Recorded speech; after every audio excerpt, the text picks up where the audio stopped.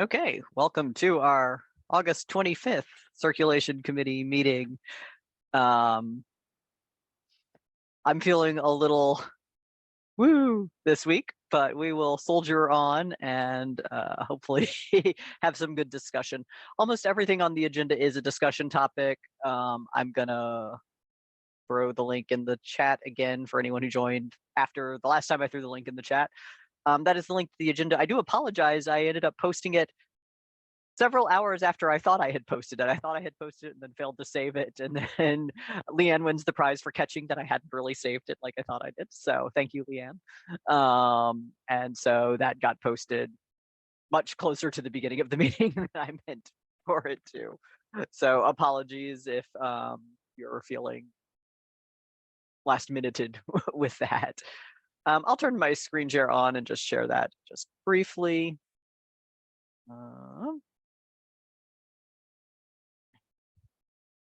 So basically, it's just a lot of discussion topics. I'll give you all an update on, kind of where we are with the item type stuff. And then some discussion about no transit users and potentially the beginnings of writing a policy. Management of reciprocal patron accounts is another policy that we've sort of started to work on. And I have a very, very preliminary draft that we'd worked on a bit ago in the policy subcommittee. Discussion of patron user card and patron registration standards policy, which should be either one or the other and not both standards and policy at the same time, possibly two separate documents. And then also I would like to have a little bit of a discussion about like just kind of a how do you currently handle these things? Sharing opportunity for y'all. Are there areas where we could help provide some support and clarity on that? Or is that kind of beyond our RSA, scope?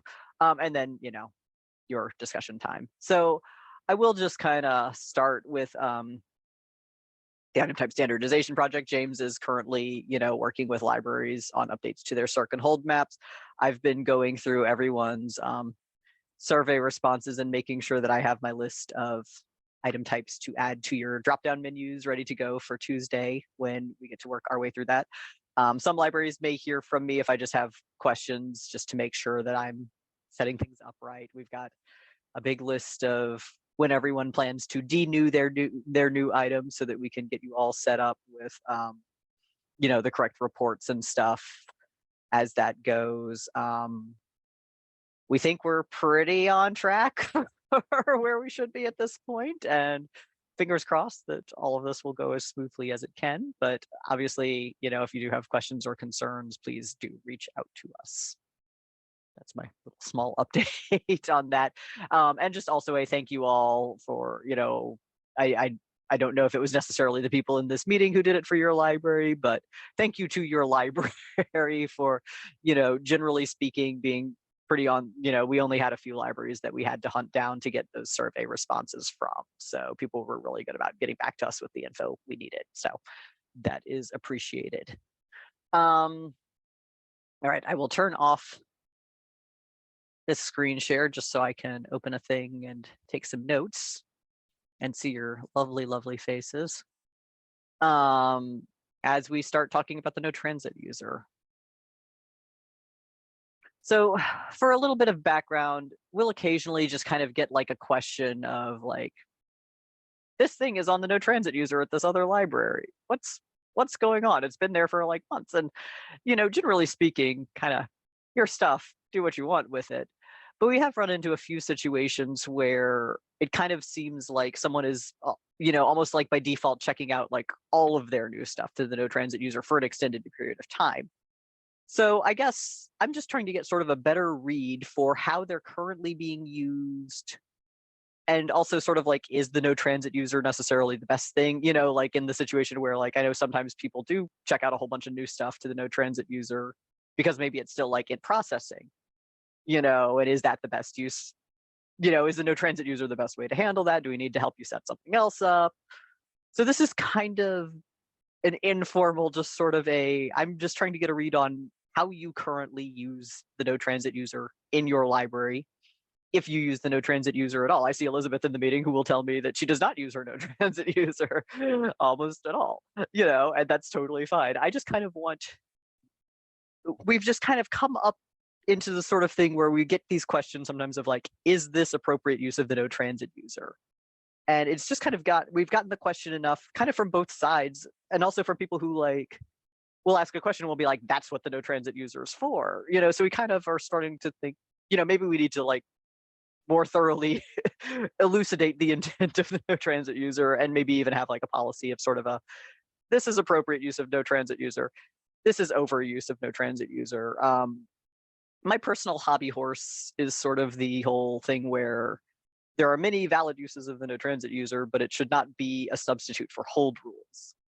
Like if stuff is always on your pick list and you're always checking the same sorts of things out to your no transit user, then it's probably time to evaluate your hold rules and say like, actually, I guess we don't really share this type of thing, but maybe not. I don't know. So anyway, I see a hand up. Elizabeth. Yeah. So I will say, we do not use it. We used it during COVID. We actually had to set it up for that because we didn't have one. However, I do have hold rules where some of my stuff stays locally. I do, if I'm cataloging something that is not ready to hit the shelf yet, use in-process location, which allows holds, but when we see it on the pick list, we're like, oh, that's not there yet. Right. So, and if something comes up where we pull it and it's in horrible shape, I check it out to mending instead of a no transit. It accomplishes the same thing with a little bit more specificity. That's all reasonable. Carrie, go ahead. Nope, you're muted. Okay. Okay. I have very strong feelings about the no transit card, which are not a secret. I hate it. We use it for two reasons. One is for we only have one type of item that we don't send out, and that's brand new movies, but also like not even our patrons can put them on hold. Like if you want them, no matter who you are, where you are, you have to come in and get it. Right. So we only use the no transit card for pulling things on the pick list, and the library that wants it is one that does not reciprocate that item. Okay. So that's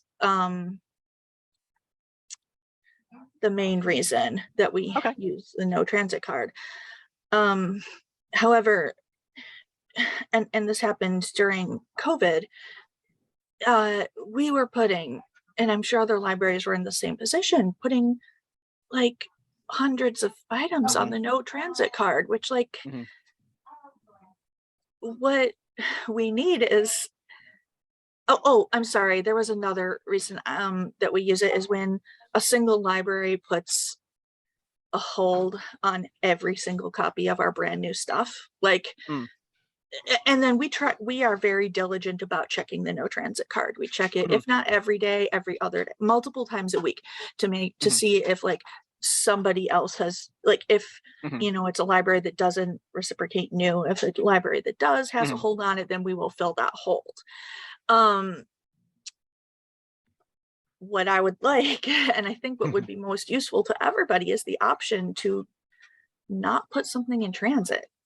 Like, like we don't put a ton of stuff on the no transit card because there's not reason for it, but like it just, I know that option exists. I don't know why we don't have access to it. I'm not aware of that option existing. I have heard from other Circ managers that it has existed in the past, and that it was taken away because of, I don't know what, because it was before my time. I'm not aware of it. I guess if it does exist, that is news to me. We'll put it that way. Because my impression was always this is why we have the no transit user, is because you can't not put things in transit. I can follow up on that and find out maybe why, if it is in fact an option that we don't use, why that's the case. But to my knowledge, Yeah. But I don't know, maybe it's an again, more urban offensive. legend. it could be like the double discharge thing, which is also I think an urban legend.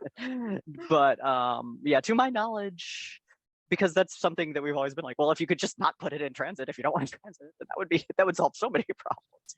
So my inclination would be to say if there's theoretically an option that it doesn't really work or something to that effect, or causes, I don't know, but I'll follow up though and just be like, is this an urban legend or is there something to this? And then at least if it is something that once existed, I can at least kind of know why we don't use it, which would be nice. Okay, and then just in the chat we've got placing holds on things that have been at other libraries for way too long. Yeah, and just to be clear, this is the amnesty conversation. We don't have a policy on this, so no one is technically doing it wrong. This is kind of what we're here to figure out, is sort of, can we as a group come up with something that, are there already consistencies that in terms of how it's used. So yeah, so we've got things that have shown up on your pick list that shouldn't have for whatever reason. And I would also say like things like, maybe you do have a correct hold rule, but this one item was cataloged wrong, and you're like, oh crap, that shouldn't be on my hold list, because it shouldn't be this item type. And we're going to fix that. Then, check it out to your no transit user, fix it, whatever. Things like that, basically fixing the little ways in which reciprocity doesn't work perfectly, basically. Or mistakes, the oops, things that have been kind of, whole internal holds for things that have been there way too long. Things I did, I know, just to Elizabeth's examples of, you use alternate things for in processing or mending. But I imagine some libraries probably also just use no transit for all of those. So I'm just going to list that as a way in which it is currently used.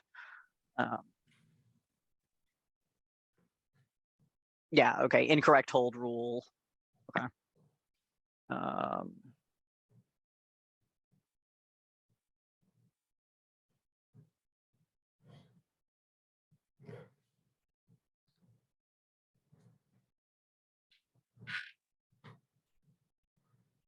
Okay, anyone have any examples that are sort of not covered by those broader categories?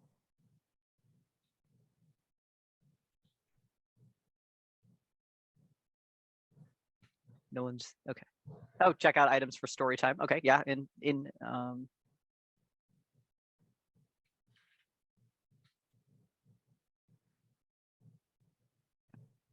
all right. Yep. Yeah. All right. See anything else? Filtering in. Okay, so those are kind of our sort of main things. For those of you who do use it for okay, yeah, and some people have, I guess there's a part of me that almost kind of wonders whether we should really narrow down the use of no transit user to basically the oops, this is on my pick list and it shouldn't be, because I've either cataloged it wrong or my hold rules are wrong, or this was a situation where someone got around reciprocity somehow, they shouldn't have been able to place a hold on this, basically. Check it out to that. But then to really encourage libraries, I don't know, to have more specific in-house use cards, I guess if I could see a conceivable unintended consequence of that, it would be people having so many in-house use cards of varying types that they become hard to keep up with, basically, or things like that. Does anyone have any feelings on that, or do you find having those more specific in-house use cards useful? Do you find them hard to... Go ahead. Sorry, I think No.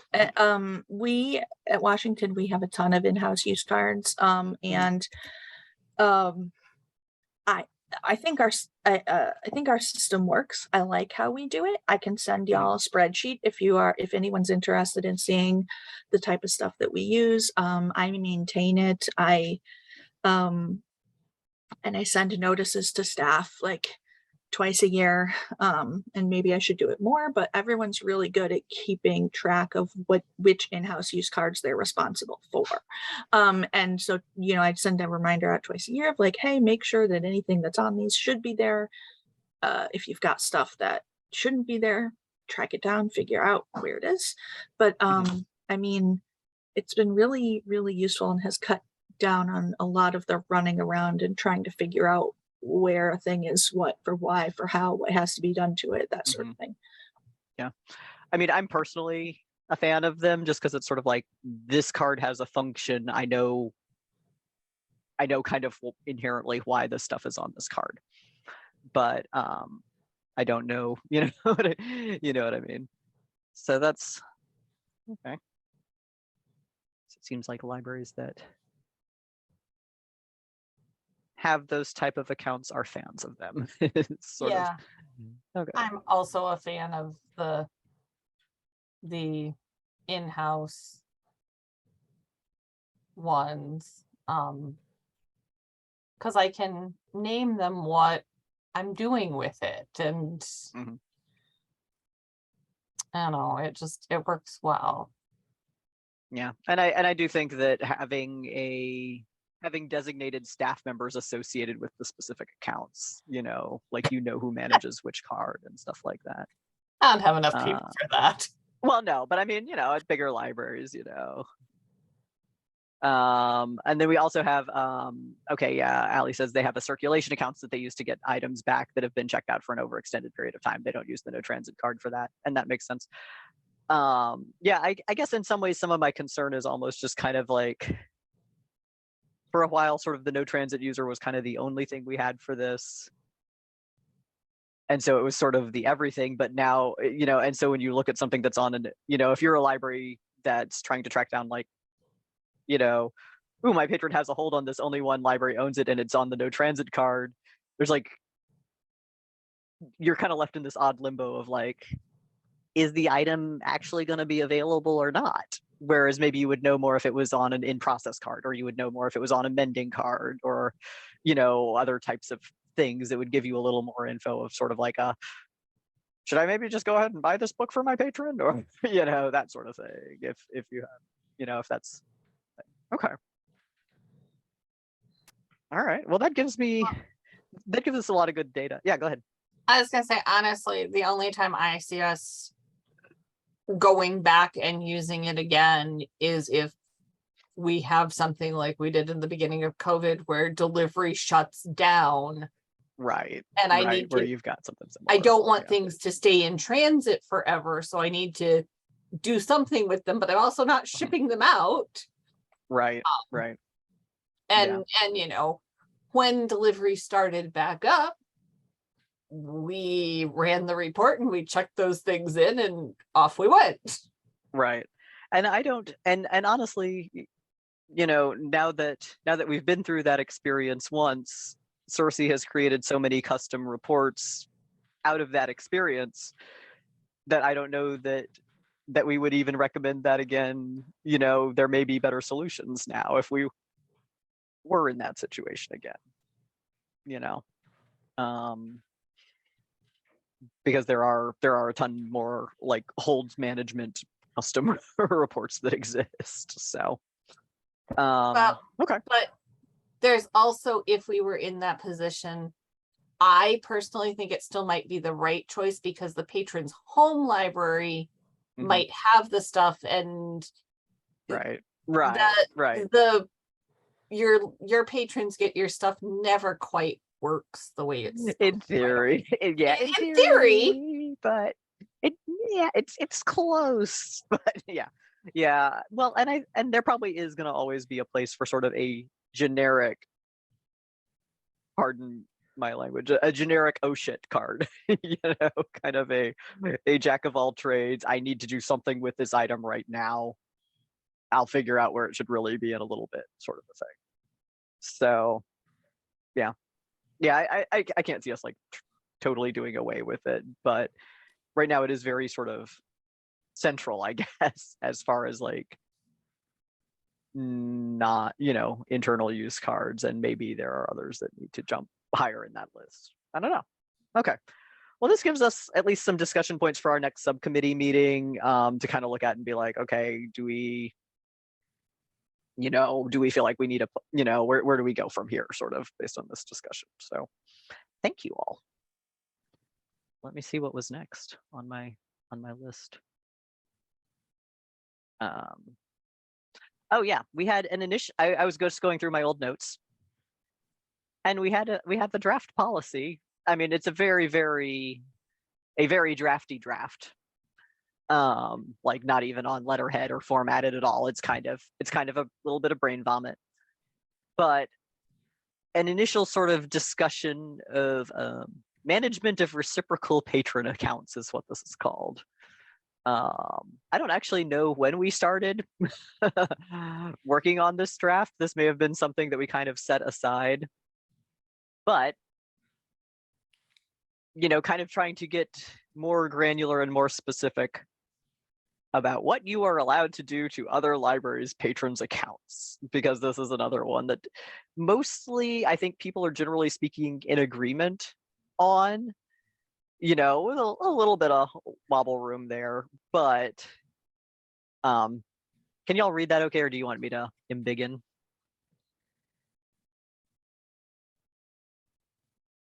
Is that a thumbs up or a go larger? Sorry, that's a bigger would be a little better. Okay. I was like, I Got can't tell if bad this is a eyes and thumbs- bifocals. That's fine, and I can scroll. But I think we're all pretty much on the same page that certain types of information can only be edited by the patron's home library, and I think we're all in pretty much in agreement that like address, expiration date, legal, there's a little bit of wiggle room of like, you can call that library and get their permission on, certain things on like expiration date sometimes. Obviously user ID that needs to be issued by the home library. User profile should probably not be randomly changed.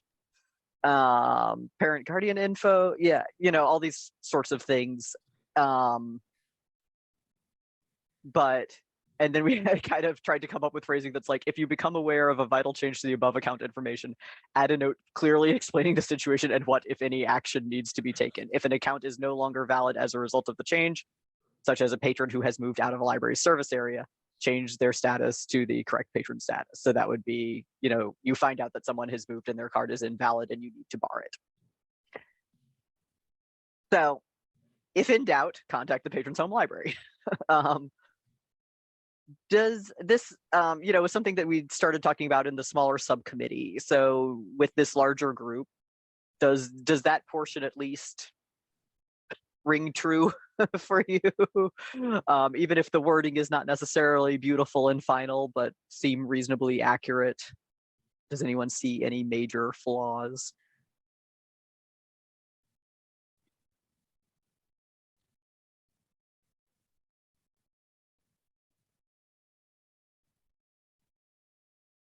Okay, thank you, Ali.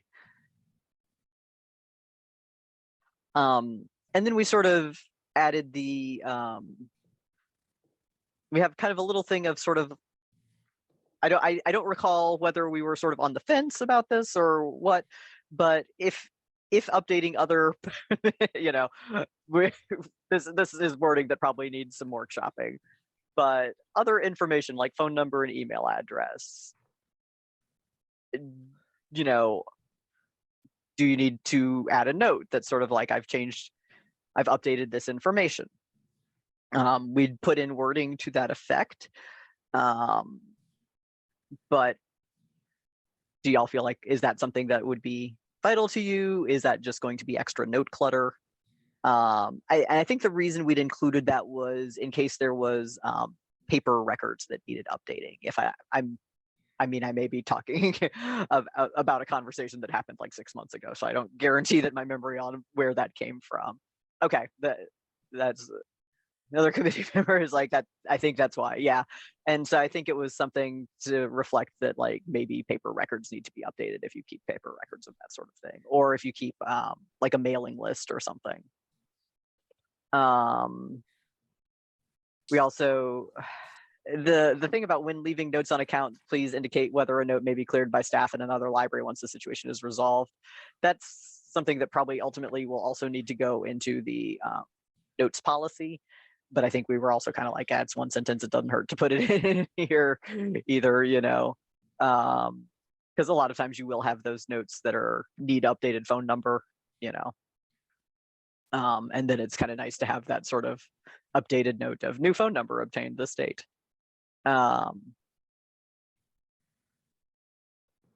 Then we kind of got into, so that was sort of patron info. And then we got into patron statuses. So your statuses being delinquent, blocked, barred, collections, you know, all that kind of thing.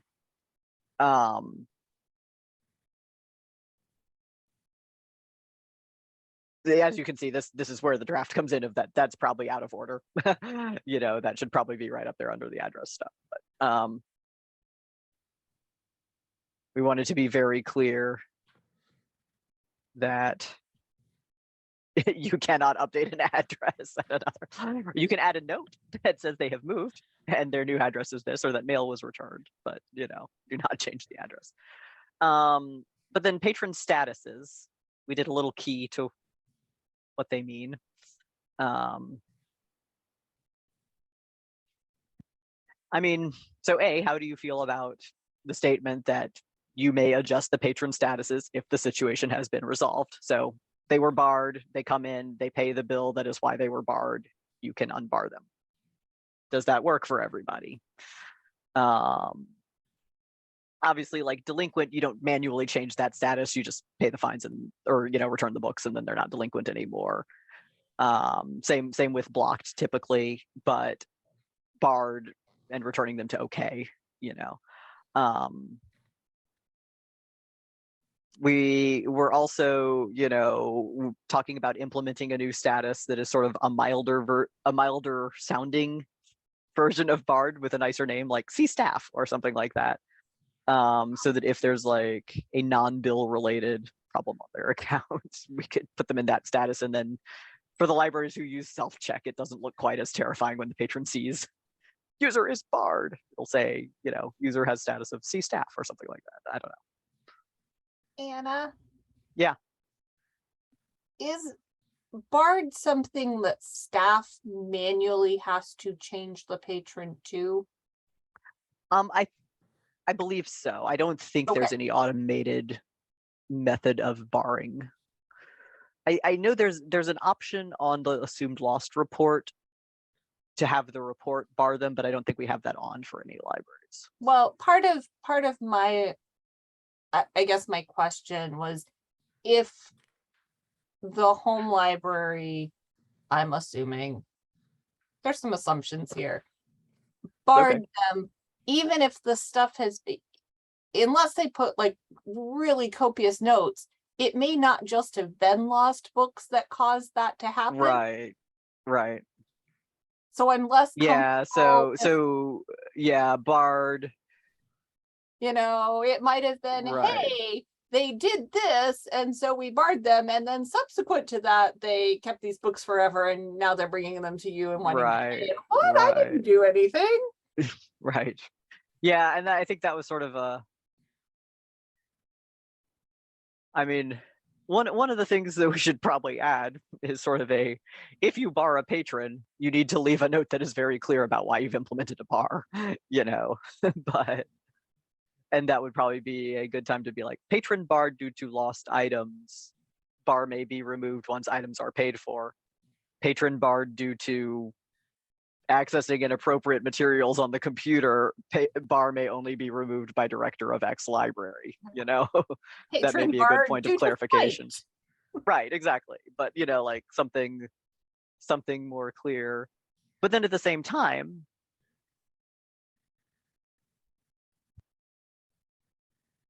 I guess you do kind of get into a thing of, yes, they are barred from your library, if another library is okay with them coming and checking out their stuff.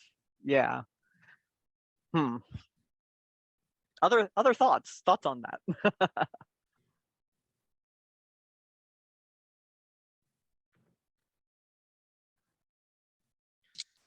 I feel like it's the home responsibilities library to leave a note. Yeah. And if I cannot see any discernible reason why the patron should be barred, then I would unbar them. I mean, I've definitely done that. Yeah, if it's sort of like, as far as I could tell, everything is clear. Different libraries have different hours. I can't reach out to them. When I was in the library, to tell on myself, I probably would have removed a bar, So,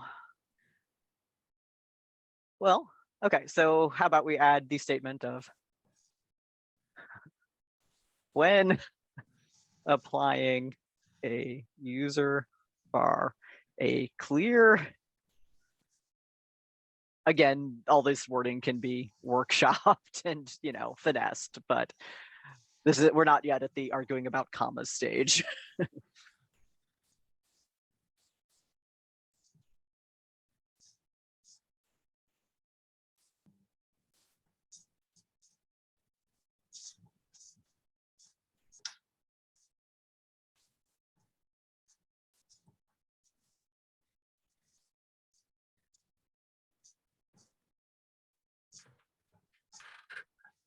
Do we still have a status for banned? No, but I was going to mention problem because I know at least Peoria used to use that, and that really throws off my staff. Yeah. I don't. And that's a user profile, technically. I think that was actually part of why we started having this conversation, was because we were kind of wanted to get everyone a bit more on the same page about what you use for certain things. Both, Nick. But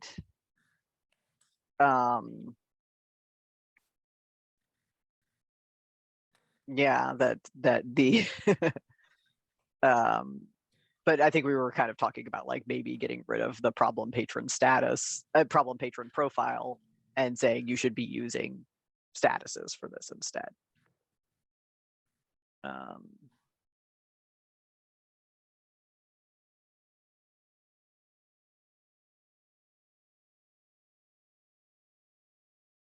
But yeah, to answer the question, was, are we talking about unbarring our own patron or other libraries' patrons?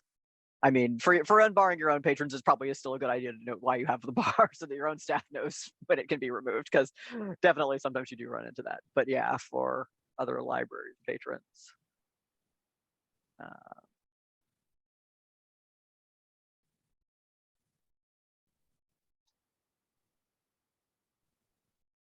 Yeah, I feel like a lot of this does end up getting solved with notes of kind of a I barred this patron. They are they have no privileges, until this is cleared, with the director or something like that. But at the same time, I don't know, as long as they are free of bills, if their problem is misbehavior, then there's a part of that, I guess, that to me feels like overstepping to say they misbehaved at this library, therefore they come, it's a good heads up also of, hey, watch out. I don't know. Yeah, okay. And then at Fond du Lac, they never unbar another library's patrons without talking to the library that barred them. So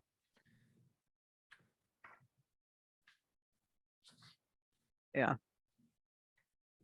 Again, this is early stages, work in progress sort of thing. So no final conclusion needs to be reached yet. I mean, because we could say, in order to remove a bar, you must contact the home library. Or we could say, in order to remove any bar other than for bills, must contact home library. Or we could say, if there is no explanatory note, then someone dropped the ball and this is fair game.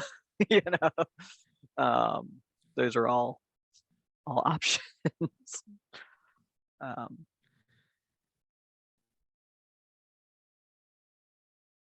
right. Okay, yeah. It seems like a lot of libraries are kind of like, I would ask anyway. I'll put a note in parentheses.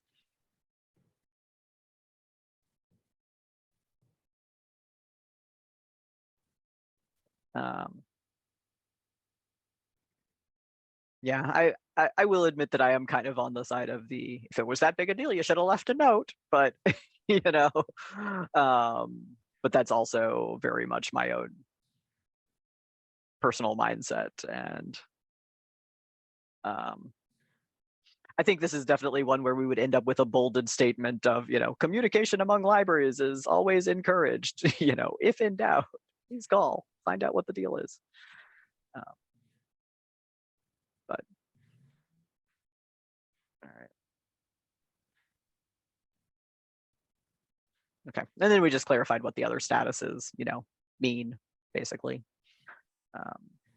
And then kind of talked about the status yet to be named / implemented, and then collections. Does anyone ever really put patrons in inactive status other than as a passing thing because something got screwed up and you need to put them back in okay, but you can't put them directly in okay, so you have to like make them inactive and then make them okay? Y'all have all run into that, right? That fun thing. But does anyone ever actually use inactive, like deliberately for patrons?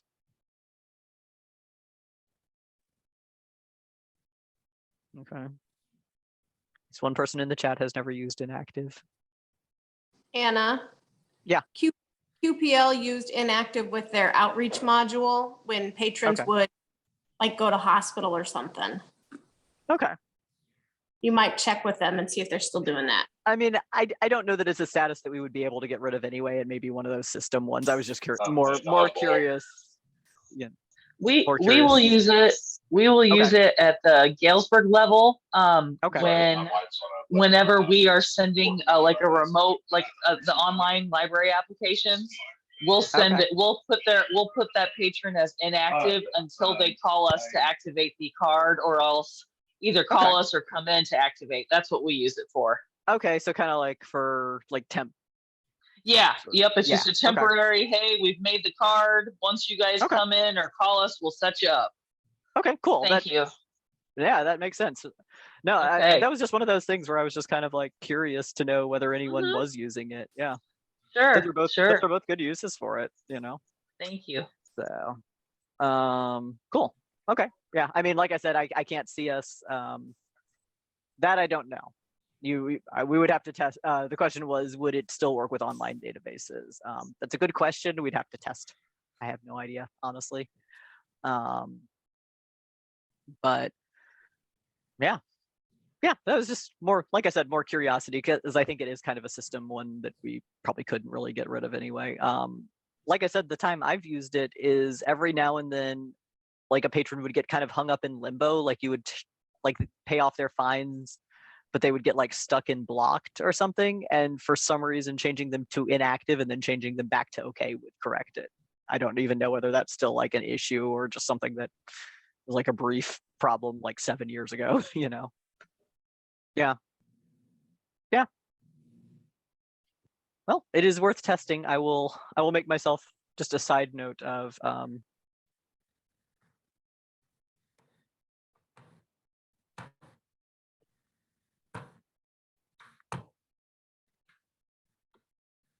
I mean, my inclination is to say maybe not, because the statuses are often what does block people, but I don't know. Well, no, it's more likely to be expiration date. Does Bard? I know, and I know it's different for e-read and access. I mean, e-read and override. Right? I don't know. Okay, well, I'll test. That'll be an interesting experiment. All right. Does anyone have any other extra thoughts about managing what you should or should not be allowed to do to other library patron accounts. I do feel like a reminder of like whatever policy we come up with for this, like a reminder of note should be very clear thing would be, this is a good place for just a small reminder, maybe not as much wording as we would put in the notes policy, but just sort of a, please make your notes make sense.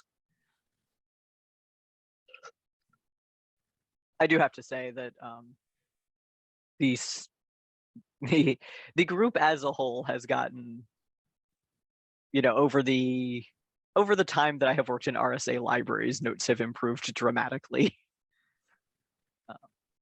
Notes used to be like lawless Wild West, but they actually mostly make sense now, I think.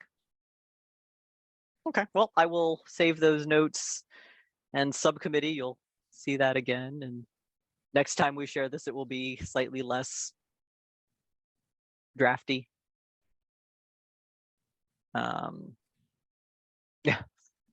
Yeah, a lot of libraries have been doing pretty major note cleanups.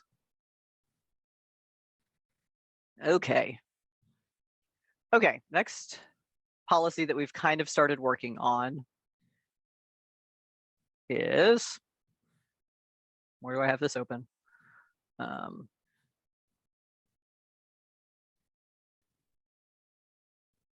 Oh, come on. I thought I had this open already. But I guess I have to open it from scratch. Okay, let me pull it up. This is the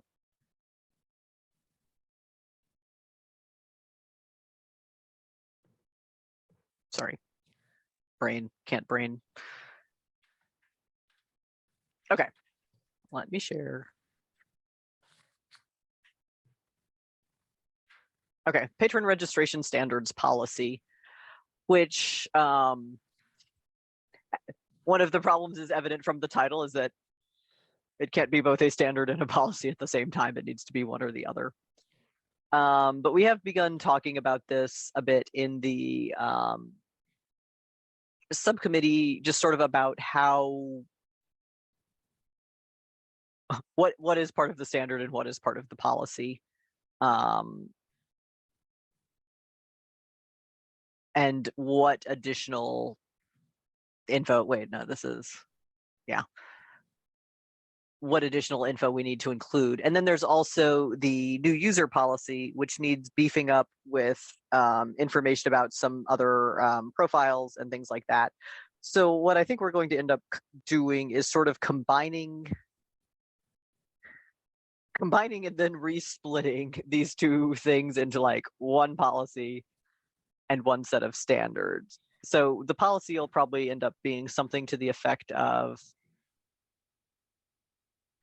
you know, here's a guide to the user profiles, use the correct one for, you know, you use the correct user profile for the thing, make sure you enter the required information, you know, and then rules about duplicate accounts, things like that. And then the standards will be maybe a little bit more nitty gritty about how things get entered, that sort of thing, you know. So the policy will unfortunately do that thing that I know we all love, where we kind of refer to the standard and say, you know, enter patron information according to the entry standards. But and you know, also to kind of be like, these fields are required. You must put in date of birth, all that sort of stuff. As we begin diving into that, though, are there areas kind of related to registering patrons where you find that you consistently either run into questions on your own end, or feel like you need more guidance or clarification, or what? I don't know. I'm trying to think where I'm going with the rest of that sentence, but any things that you would like us to be considering as we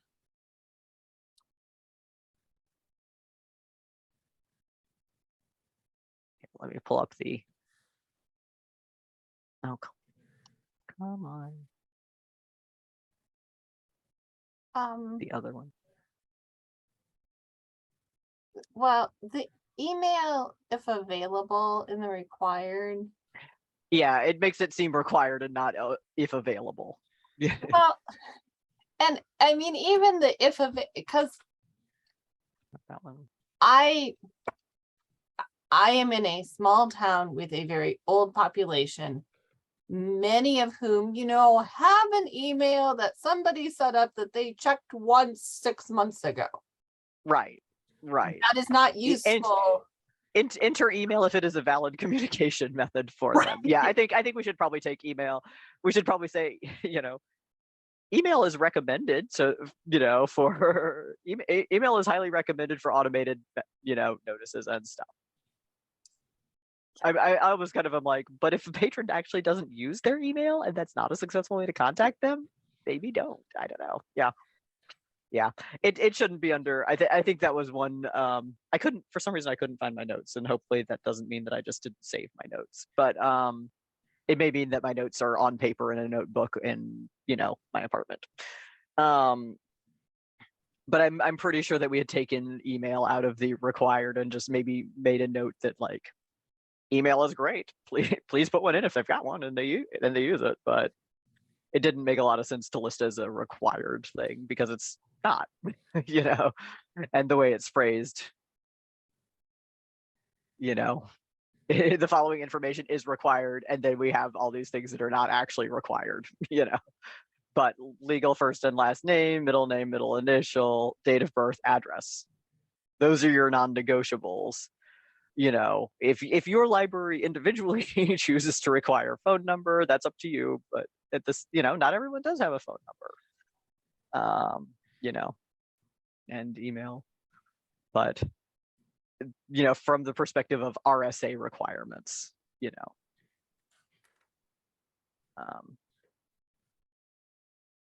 and then this user card policy is the other one that kind of needs to, I think, be evaluated in tandem with that, because this does because we have the whole thing about kind of one card per person in both.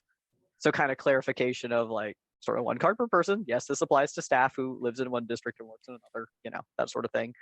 And then one thing that I do think would be a useful change to sort of clarifying this is for non-resident cards to then include like the things that are fee exemptions to non-resident cards. So we've got like kind of non-resident cards. Normally you use these profiles and it accrues this fee.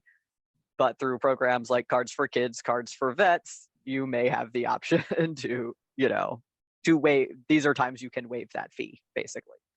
And so to make those sort of a sub genre of non-resident cards, just to kind of clarify, like, or because you have an IGA with a school district, what you are doing in those situations is you are waiving a non-resident fee. And I think that would kind of also sort of clarify, just sort of thinking of it that way to me clarifies a lot of the rules about those accounts and how they function. Is it's sort of like, oh, this would normally be a 1-year fee card. Because of this program, I can waive this fee, so that's something that, I think would be helpful. And we also really need to get more into the fact that we say student and teacher cards up here. It's very unclear what that means. Like, because student card, that could mean a Cards for Kids card, that could mean a student card, that could mean a IGA card. What do you mean by student card? Or that could just mean a card, a normal juvenile card for a person who happens to be enrolled in a school. What do you mean by student card? So that's an area that I think really needs clarification of what a teacher card is, what a student card is, all of that. So I think that there's a lot of clarification to be done in both of those, and then also teasing out the part of it that is a standard versus a policy. And like, I don't know that we need details about putting this exact thing into address to, like, that feels like that feels like standards. I don't, go ahead. And I don't know that we always do this. We're probably violating your standard policy here. Actually, not that one, down the non-RSA Oh, yeah. reciprocal borrowers. Cause we don't always, I don't think, put the library in. I know. Yeah, I mean, like, how often are you sitting there with the policy in front of you when it comes up and that kind of thing? Honestly, Probably. you know, I could probably go through and tell you and look at them and add it to 90% of them because they are all Putnam County and their home library is Right. Putnam County. right. But And yeah. I can tell from addresses who's Putnam County. Yeah, I feel like the non-RSA reciprocal borrowers, though, I feel like I kind of suspect that those are frequently not done right. And I also suspect that the user profile codes between non-RSA reciprocal borrowers and non-resident cards are often flip-flopped, if I just had to guess, you know. We So, use the non-RSA and non-resident, non-RSA for Putnam County and non-resident for people who pay us money. I mean, that is the one thing that probably, yeah, you're probably right. That's the one thing that probably makes the big difference is that that fee automatically gets applied. But yeah, so anyway, so that's more, I guess, of a status update on that and just kind of a, hey, this is something we're thinking about. If you do have strong feelings about it, share them with me. But it's just more kind of an, I acknowledge that this is very confusing and that the way we have it currently laid out, I don't know that I don't know that it's one where there's a ton of like substantial changes so much as like a major formatting change. I feel like we basically will want to say largely the same thing, but we need to say it clearer, you know, is kind of how I feel about it. So, but if you do run into things, let me know. I'm going to pause my share to look at my agenda again.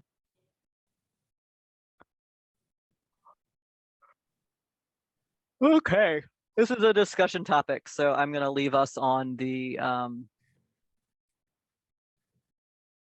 other thing.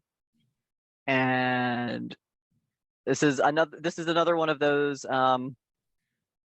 amnesty situations. So if you disagree with how another library has been handling it, you are welcome to tell us how you handle it instead, but don't, you know, don't give the other library a hard time, you know, not a judgment-free zone. But the handling of some of those tricky family situations, you know, the kid with divorced parents, one of who, you know, who has signed the kid up for a library card, and the other who refuses to, or, you know, whatever, all that weird stuff. Slash foster situations, slash kids who live in, you know, two different households at two different times of year. All of that kind of stuff. What experiences have you had with it? How do you handle it? Do you have internal policies? If you have internal policies that are written up that you would be willing to share, that would probably be helpful. Is there anything we can do to assist you with this at the RSA level, or is this something that's probably outside of our scope, but that maybe we can facilitate you supporting each other? So whoever goes first. Okay, Victoria, unmuted. I don't have any answers, but I was thinking about this for the what's required to get a library card, how we were talking about that part. Shouldn't it be required to have the parent or guardian's name for a child's card?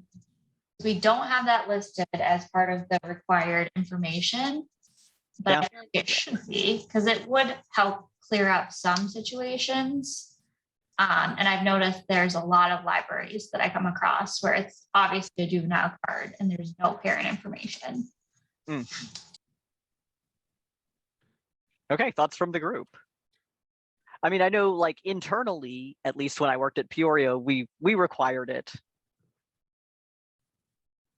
But is that a requirement that we can put on at the RSA level, or does that need to stay a local decision? I don't honestly know the answer to that, so.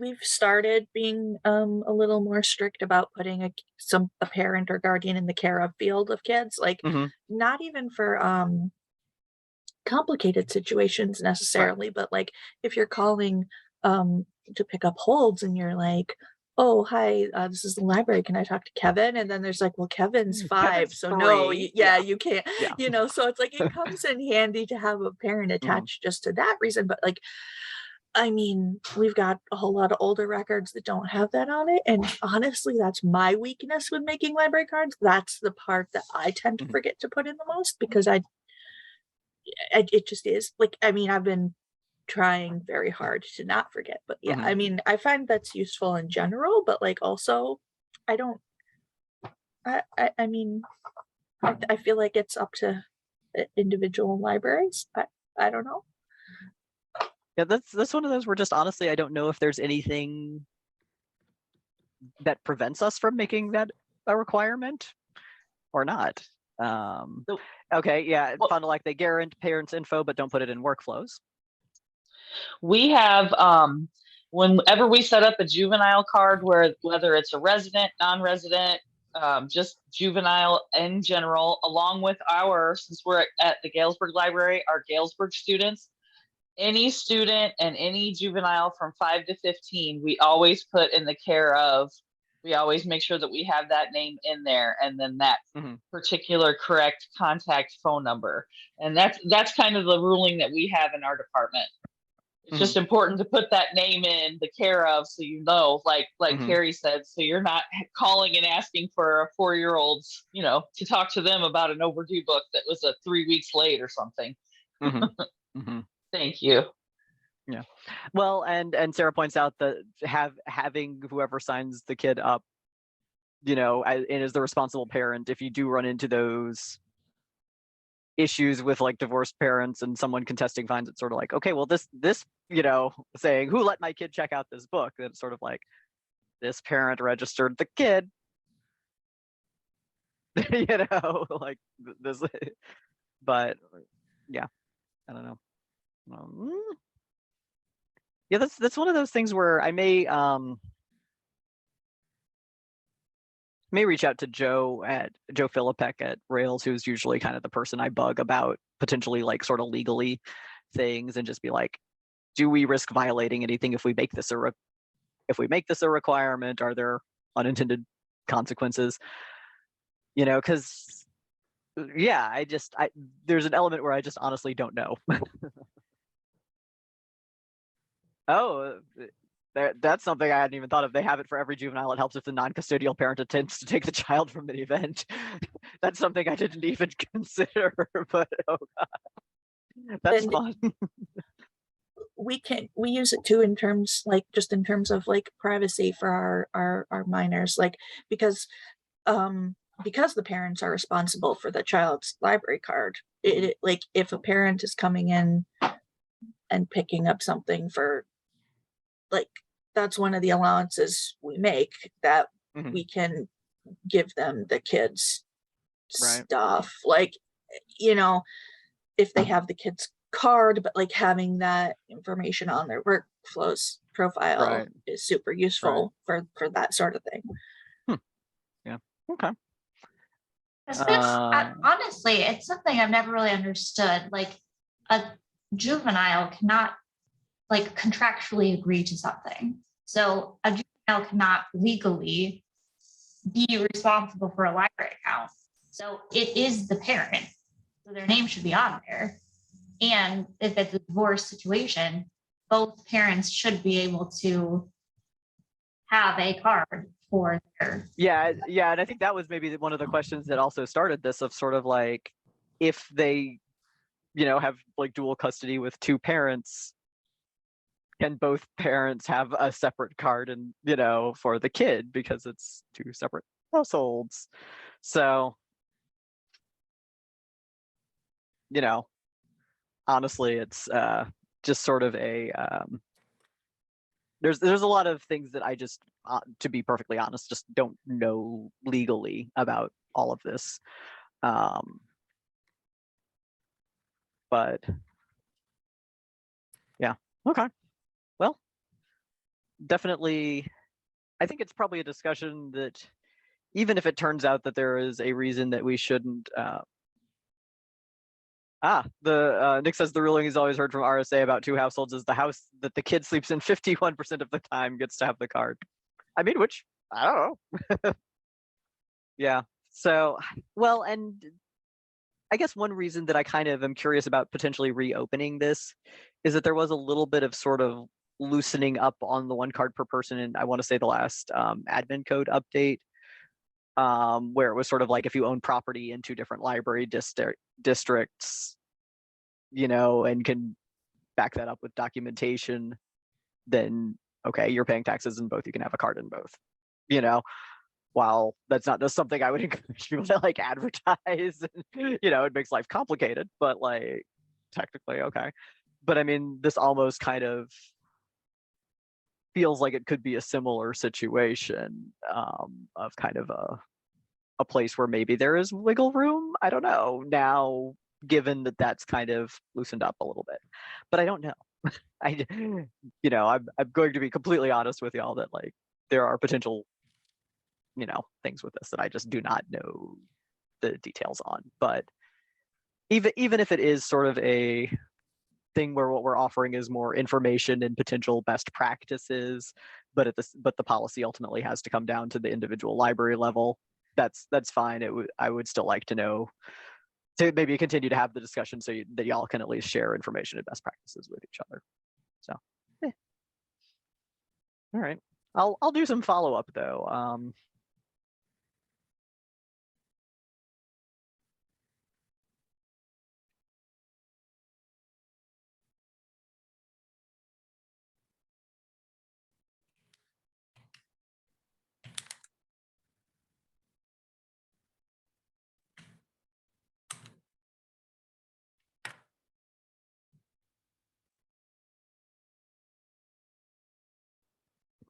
Okay. Note to self. All right. Okay. That brings us to the you all have the floor and can share or brag or vent as needed within reason, politely. If you do have something you wish to share on, has everyone survived summer reading? I mean, you're here, so I'm assuming you survived, at least sort of. Did anyone's summer reading program go awesome that you want to tell us about? Or was anyone's just a massive disaster and you want to tell everyone do not do this? I'll brag about public and youth services staff at Washington. Man, every program they ran was like just full. Like there were so many times that we had to go beg meeting rooms from 5 Points because it was just too many people showed up for the libraries rooms. Everybody seemed to have a really good time. I mean, it was stressful and everybody was like, you know, doing hard work, but it was also fun and our patrons seemed to have a great time. And props to the public services staff at Washington, who none of whom are in this meeting, but you know, they did good. Awesome. Awesome. It's kind of fun, especially when you haven't done it in a while, to like have like just big blowout programs where you're just like, there's so much happening and I'm a little overwhelmed, but this is also kind of invigorating and incredible. Yes, I also have to shout out our pages because our pages, none of them, all of them were hired. Like one of our pages, her first day was the day we closed for COVID. So it's like none of them had any concept of what it was like what traffic and circ traffic was like before COVID. And, you know, we've been busier than we have been in more than 2 years. And man, they rolled with it and they got everything put back. It was a workout. I was just like, I'm just so impressed. They did so good. Like it was just cart after cart after cart after cart, like, and they got it done. Awesome. Just, yeah. Awesome. Kudos.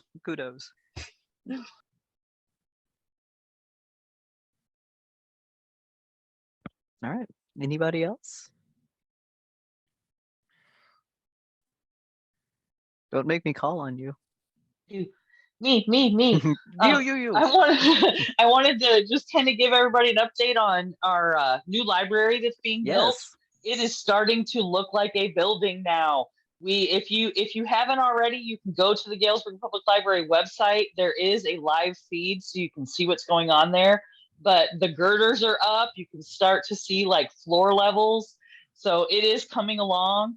We are currently working on a paver campaign where we will have a nice little area with little paved bricks that people can donate to get names put on. We've just about met our fundraising goal, and I don't have the number in front of me, but we are very close. So we are just having a ball here in Galesburg, looking at different furniture and things that we're going to be putting up in the new building. And so it's becoming real to all of us now, especially now that you can see, and it's becoming real to the community because they now see that that is an actual building and what is going to be coming. So it's been very exciting here in Galesburg. And so feel free, take a look at our live feed and see what's happening. That's exciting. That's very exciting. I'm glad, because that's definitely one of those things where, like, I mean, I know everyone's told you this, but like the first time I went to your library, they were like, we're getting a new building. And it's like, that was like 10 years ago. So It's been, glad it's been a finally long, happening. yes, it has been a long time coming. So anybody that has helped out or been a part of it, thank you for, just being concerned and being involved. And if you guys want to, collaborate on anything, if anybody wants to do any collaborations, just get a hold of me. Awesome. Thanks. No, thank you. Thank you.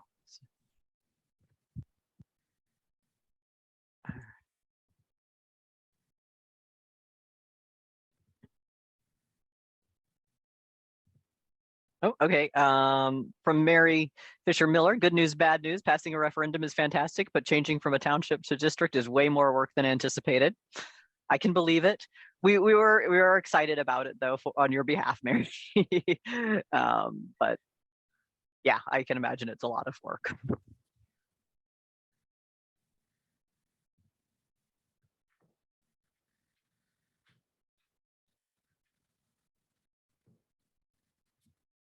Oh no, the Galesburg construction live stream is not available currently. I was going to share it. Well, shoot, I will get a hold of our technology guy and see if maybe we can get that fixed. I am sorry, I had it up the other day, so it must just be a recent thing. I will find out for you. That's okay. All right. Does anyone else have anything they would like to share?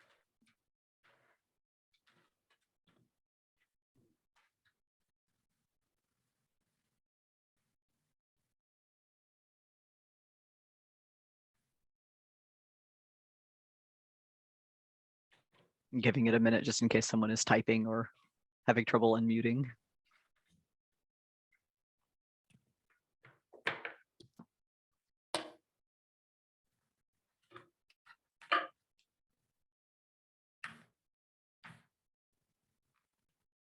Oh, Sunnyland branch is staying open. That's right. That's right.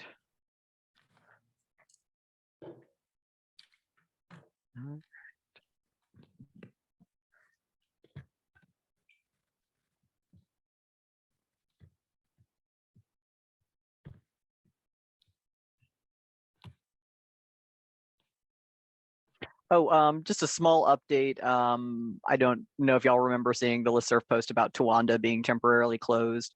We went in and we suspended all of their holds. So that should stop stuff from, popping up on your pick list. We were originally just going to tell y'all to check out your no transit user, but then we realized that we could do a mass suspension for them. So not something we would always do, but given the specific situation, it kind of seemed like it made the most sense at this point. So you shouldn't have too much stuff being routed to them, other than stuff that belongs to them. So just a small update there. One of those things where I didn't do a listserv post because ideally just no one will notice because you just won't have stuff going to them, but figured I would tell y'all. All right. Okay, well, I don't see any new discussions starting up. I think everyone slightly fried from summer and back to school and stuff. So I will turn you all loose. But thank you for indulging me and participating in discussions and all of that. And subcommittee, I'll email y'all about a next meeting date sometime in September. We'll figure it out. Have a great week. Have a great weekend. Everyone take care.